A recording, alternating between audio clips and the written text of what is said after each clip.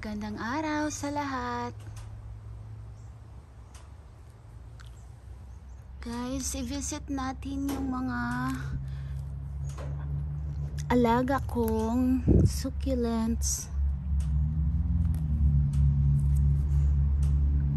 Ito yung collection ko na lavender pebbles.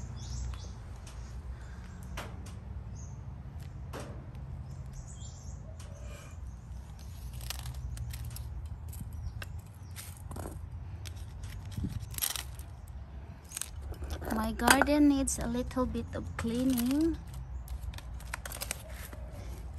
Spring is coming. Or spring na ba? Or hindi pa? I think spring na.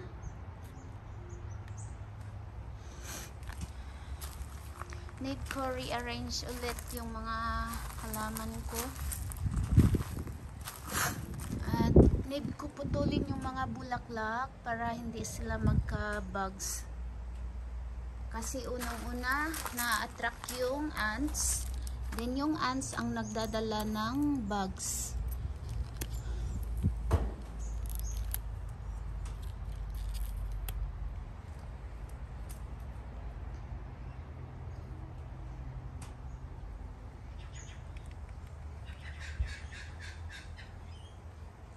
This is my variegated robra and my sunrise.